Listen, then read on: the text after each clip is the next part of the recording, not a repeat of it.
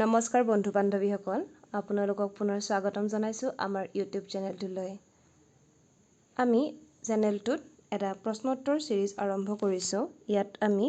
Paper 1 ৰ part 1 teaching learning process and pedagogy বিষয়ত কিছু প্ৰশ্ন উত্তৰ ইতিমধ্যে আলোচনা কৰিছো আজি এই ভিডিঅ'টোত আমি তাৰ দ্বিতীয় পাৰ্টটো আলোচনা কৰিম আজিৰ প্ৰথম প্ৰশ্নটো হৈছে which of the following teacher will be like most a teacher with higher idealistic attitude, a loving teacher, a teacher who is disciplined, a teacher who often amuse his student. এই চাৰিটা গুণৰ ভিতৰত কোনটো গুণ থাকিলে শিক্ষকগৰাকীক ছাত্ৰ-ছাত্ৰী বেছি ভাল পাব উত্তৰটো হৈছে a loving teacher. Next প্ৰশ্ন a teacher's most important challenge is to make the student to do their homework, to make teaching learning process enjoyable, to make discipline in the classroom আৰু to prepare the question paper. ইয়াৰ ভিতৰত আটাইতকৈ টান কামটো হৈছে to make the teaching learning process enjoyable. Value education stand for making a student healthy, making all students to get a job, inculcation of virtues, all-round development of personality. Value education বুলি ক'লে বিভিন্ন ধৰণৰ value বা ভাৰ্চুস কিছুমান আনি দিয়াটোকে বুজায় অৰ্থাৎ ইনকালকেশন of ভাৰ্চুস হ'ব ইয়াৰ উত্তৰটো When a normal student behave in a erratic manner in the class you would pull up the student then and there, talk to the student after the class, ask the student to leave the class or ignore the student. এনে normally behave কৰা student এগৰাকীয়ে যদি কেতিয়াবা বেলেগ ধৰণে behave কৰিব আৰম্ভ কৰে ক্লাছত তেতিয়া কি কৰিব তেতিয়া আমি সাধাৰণতে ষ্টুডেণ্টৰ লগত পিছত কথা পাতো talk to the student after the class. Which of the following skill are needed for the present day teacher to adjust efficiently with the classroom teaching? Knowledge of technology, use of technology in teaching, knowledge of students' need, and content mastery.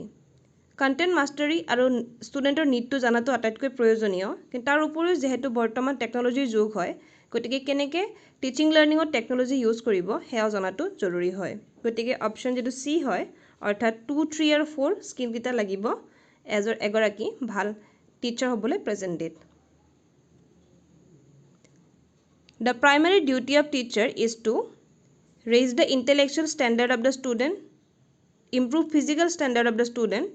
help all-round development of the student, and imbibe value system in the student.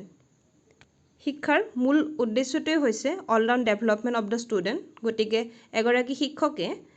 Student এগৰাকীৰ all-round developmentত help কৰিব লাগিব। Micro teaching is more effective during the preparation of the teaching practice, during the teaching practice, after the teaching practice, or always. উত্তৰটো হৈছে during the teaching practice. Teaching প্ৰেক্টিছৰ সময়ত micro টিচিংটো ব্যৱহাৰ কৰি কিছুমান টিচিং স্কিল ডেভেলপ কৰাত সহায় কৰে শিক্ষকসকলক যেতিয়া টিচিং প্ৰেক্টিছ চলি থাকে What quality of the student like most in a teacher? Teacher এগৰাকীৰ কোনটো কোৱালিটি ষ্টুডেণ্টে আটাইতকৈ বেছি ভাল পায় আইডিয়েলিষ্টিক ফিলচফি কম্পেশ্যন ডিসিপ্লিন অৰ এণ্টাৰটেইনিং উত্তৰটো হৈছে discipline Which of the following compromise teaching skill? ইয়াৰ ভিতৰত কোনটো টিচিং স্কিলৰ ভিতৰত পৰে টিচিং স্কিল বিষয়ত আমি এটা ভিডিঅ' কৰিছো ভিডিঅ'টোৰ লিংক মই ডেসক্ৰিপচন বক্সত দি দিম ইয়াৰ স্কিল দিয়া আছে ব্ল্যাকবোৰ্ড ৰাইটিং কোৱেশ্চনিং এণ্ড এক্সপ্লেইনিং আৰু এটা হেকত দিয়া হৈছে অল অফ দ্য এবভ আৰু উত্তৰটো হয় অল অফ দ্য এবভ এই আটাইকেইটাই টিচিং স্কিলৰ ভিতৰত পৰে ক্লাছৰুমত ভালদৰে ক্লাছটো চলি থাকিব লাগিলে এই আটাইবোৰ টিচিং স্কিল জনাটো শিক্ষকৰ বাবে প্ৰয়োজনীয় হয় ইয়াৰ পিছৰ প্ৰশ্নটো আৰু আজিৰ বাবে একেবাৰে লাষ্টৰ প্ৰশ্নটো হৈছে Which of the following statement is most appropriate? Teachers can teach, teachers help can create in a student a desire to learn, lecture method can be used for developing thinking, teachers are born. আৰু উত্তৰটো হৈছে Teachers help can create in a student a desire to learn. আৰু যেতিয়া desire বা motivation আহিব student এগৰাকীক তেতিয়া তেওঁৰ শিক্ষাটো আটাইতকৈ ভাল হয় আজিৰ ভিডিঅ'টোত আমি আৰু 10টা প্ৰশ্ন ডিসকাস কৰিলো আগৰ ভিডিঅ'ত আমি পাৰ্ট 1ত আৰু 10টা প্ৰশ্ন ডিসকাস কৰিছিলো সেই লিংকটো মই ডেসক্ৰিপচনত দি দিম যদি ভিডিঅ'টো চাই ভাল পালে লাইক কমেণ্ট কৰিব আৰু লগতে চেনেলটো ছাবস্ক্ৰাইব কৰিব ধন্যবাদ